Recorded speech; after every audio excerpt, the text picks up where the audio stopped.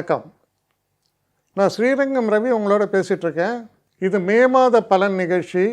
இப்போ இந்த மாதத்தை பொறுத்த வரைக்கும் வித்தியாசமான ஒரு சமாச்சாரம் என்னென்னா, 14ஆம் தேதி வரை பெரிய மாற்றங்கள் இல்லை. 12ஆம் தேதி அன்றைக்கி செவ்வாய் மட்டும் மீன ராசியிலிருந்து மேஷ ராசிக்குள்ளே வரார். இந்த 15ஆம் தேதி நிறையா கிரகங்கள் மாற்றம் பெறுகின்றன. அப்போது பலன்கள் 15 வரை ஒரு பலன்கள், 15க்கு மேல் இன்னொரு பலன். 15ஆம் தேதி சூரியன் ரிஷபத்துக்குள்ளே வரார். அதே நாளில் சுக்கிரன் மிதுன ராசிக்குள்ளே போகிறார். அதே நாளில் புதன் ரிஷபராசிக்குள்ளே போகிறார். அதாவது புதனை பொறுத்தவரையில் மேஷத்துலேருந்து ரிஷபம், சுக்கிரனை பொறுத்தவரையில் ரிஷபத்திலிருந்து மிதுனம். அப்போது நீங்கள் பார்த்தீங்கன்னா சூரியன், சுக்கிரன், புதன், செவ்வாய் 4 பேரும் ஏறத்தாழ ஒரு 2-3 நாள் வித்தியாசத்தில் மாறிக்கிட்டே இருக்காங்க. அப்போ அதுதான் சொல்கிறேன், 15 தேதி வரை இருக்கக்கூடிய பலன்கள் அப்படியே மாறுறது 15ஆம் தேதியிலேருந்து 30ஆம் தேதி வரைக்கும் போகக்கூடிய நாளில். ஸோ 2 பகுதிகளாக இருப்பதால் நான் ஒவ்வொரு ராசிக்கும் சொல்லக்கூடிய அந்த பலன்லேயும் 2 பகுதிகளாக இதை நான் பிரித்து சொல்கிறேன். மகர ராசி. மகர ராசி நேயர்களை பொறுத்த வரைக்கும் உங்கள் ராசிநாதனான சனி 3ஆம் இடத்தில் இருக்கிறது பெரிய வரப்பிரசாதம். என்ன காரணம்னா, ஹார்ட் ஒர்க்கிங்னாலே அதற்கான ஒரு மறுபெயர் சனி தான். அவர் அந்த உழைப்புக்கான இடம் அப்படின்ற 3ஆம் வீட்டில் அவர் இருக்கார். செவ்வாய்க்கும் ஏறத்தாழ அந்த தன்மை உண்டு. அப்போ செவ்வாயும் சனியும் 3ஆம் வீட்டில் இருக்கும் பொழுது இந்த ரீல்ஸு இதெல்லாம் பார்ப்பீங்க. எதையாவது ஒன்று இம்பாசிபிளாக பண்ணோன்னு, அது ரொம்ப டேஞ்சர். சில பேர் அதிலே ஆளே போயிட்டான். அருவியிலேருந்து குதிக்கிறது, ஒரு 2 பாறைக்கு நடுவில் தாவறது, இதெல்லாம் பண்ணுவாங்க. அதே மாதிரி இந்த டிராஃபிக்கில் ஒத்த வீலில் வண்டியை ஓட்டுறது. அசாத்திய தைரியம். இந்த அசாத்திய தைரியத்தை யார் தருவாங்க? 3ஆம் இடத்துல சனி இருந்தாலும் கிடைக்கும், செவ்வாய் இருந்தாலும் இருக்கும். 2 பேரும் சேர்ந்து இருந்தால் என்ன சொல்லுவாங்க? இம்பாசிபிளை நான் செய்து காட்டுகிறேன். அது பாசிட்டிவாக இருக்கணும். நான் எவரெஸ்ட் மலையில் ஏறுறேன், அச்சீவ் பண்ணுறேன்னா அதெல்லாம் கை தட்டுவோம். நான் ஒத்த வீலில் வண்டியை ஓட்டுவேன்னா உயிருக்கே ஆபத்து. அப்படிப்பட்ட விஷயந்தான். ஆனால் அதெல்லாம் சர்வசகஜமாக செய்யக்கூடிய ஒரு மனோபக்குவத்தை தரும் இந்த மாதிரி காம்பினேஷன்ஸ். 2ஆம் இடத்தில் ராகு. என் காரியத்தை நான் சாதிக்க நான் எப்படி வேணாலும் பேசுவேன், வேணா நிறையா போய் சொல்லுவேன். 4ஆம் இடத்தில் சூரியன், புதன். படிக்கக்கூடிய மாணவர்களுக்கு மிகப்பெரிய வெற்றி.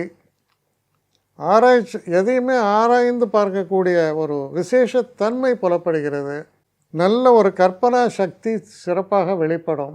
இந்த ஃபைனான்ஸில் இருக்கிறவங்க, ஸ்போர்ட்ஸில் இருக்கிறவங்கெல்லாம் எல்லோரும் அப்படி வியந்து பார்க்குற அளவுக்கு உங்களுடைய பர்ஃபார்மன்ஸ் நல்லாயிருக்கும், இன்டெலிஜென்ட்டாகவும் இருக்கும். உடல் ஆரோக்கியத்தை பொறுத்தவரையில் ரொம்ப பெஸ்ட்டுன்னு சொல்லாட்டா கூட மோசமாக இல்லை. ஸோ இப்படி தான் இந்த அமைப்பு. இதில் இந்த 12ஆம் தேதி அன்றைக்கி செவ்வாய் 3லிருந்து 4ஆம் வீட்டுக்கு வருகிறார். தப்பில்லை. 3ஆம் வீட்டிலும் சிறப்பு தான், 4ஆம் வீட்டில் ரொம்பவும் சிறப்பு செவ்வாய். காரிய வெற்றி. அதே நேரத்தில் 4ஆம் வீட்டில் இருக்கக்கூடிய சூரியனும் புதனும் 5ஆம் வீட்டுக்குள்ளே போகிறாங்க. 5ஆம் வீட்டில் உள்ள சுக்கிரன் 6ஆம் வீட்டுக்கு போய்ட்டுறார். புதன் சுக்கிரன் பரிவர்த்தனா யோகம். இந்த ஒரு காலகட்டத்தை பொறுத்தவரையில் எப்படி இருக்குன்னா, இந்த 2வது பகுதி கொஞ்சம் நிதானப்படுவீர்கள். அந்த வேகம் குறையும். ஆனால் அது நல்ல விவேகமாகத்தான் இருக்கும், வேகம் குறைவதால்.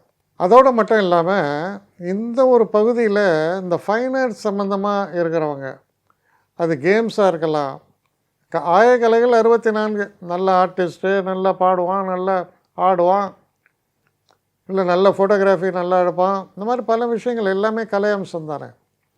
இந்த கலை அம்சத்தில் தொடர்புடையவர்கள் சிறந்து விளங்குவதற்கான ஒரு காலகட்டமாக இது மாறும். அதில் கொஞ்சம் கடுமையாக உழைச்சாலும் மாபெரும் வெற்றியை சாதிக்கக்கூடிய சூழலும் திறமையும் ஒருங்கே தென்படக்கூடிய காலமாக இது அமையும். அதனால் பார்த்தீங்கன்னா ஃபர்ஸ்ட் ஆஃப் நல்லா இருக்குது, ஆனால் செகண்ட் ஆஃபில் அச்சீவ்மெண்ட்ஸ், அதாவது முதல்ல பர்ஃபார்மன்ஸாக இருக்குது. பர்ஃபார்மன்ஸ் பண்ணால் தானே உங்களுக்கு அச்சீவ்மெண்ட்ஸு. அப்போ தான் ரெகனைஸ் பண்ணி உங்களுக்கு சொல்கிறது அச்சீவ்மெண்ட், வேறு ஒன்றும் இல்லை. ஸோ அந்த தன்மையும் சொல்வதால் முழுமை பெற்ற மாதம், வெற்றி வாய்ப்புகள் சிறப்பாக இருக்கக்கூடிய ஒரு காலம். நீங்கள் முயற்சி பண்ணக்கூடிய அந்த டைரக்ஷன்ஸு பர்ஃபெக்டாக இருக்குது. அதனால் மிகப்பெரிய வெற்றிகள் உங்களுக்கு காத்திருக்கின்றன இந்த மாதத்தில். என்னை காண்டாக்ட் பண்ணணுன்னு நினைக்கிறவங்க srirangam.ravi1@gmail.com ஒரு முகவரிக்கு உங்களுடைய இதை அனுப்புங்க. கட்டணம் உண்டு, அதோடைய விவரங்களை நான் உங்களுக்கு அனுப்புகிறேன். ஆனால் நான் இன்றைக்கி மேல் அம்சம் இன்னும் பதில் வரலையே அப்படின்னு வருத்தப்படாதீங்க. ஏன்னா எனக்கு கொஞ்சம் பெண்டிங்கில் இருக்குது. ஒரு நாளைக்கு எவ்வளோ பேரை நான் பார்க்க முடியும்? 3 பேர் 4 பேர் மேலே என்னாலையும் பார்க்க முடியாது. ஆனால் நிறைய பேர் ஆசைப்பட்றாங்க. ஆனால் கண்டிப்பாக நான் எல்லாருக்கும் ரிப்ளை பண்ணுவேன். சில நேரங்களில் 3 to 4 வீக்ஸ் ஆகும் என்னுடைய ரிப்ளை வரத்துக்கு. ஆனால் வரும்.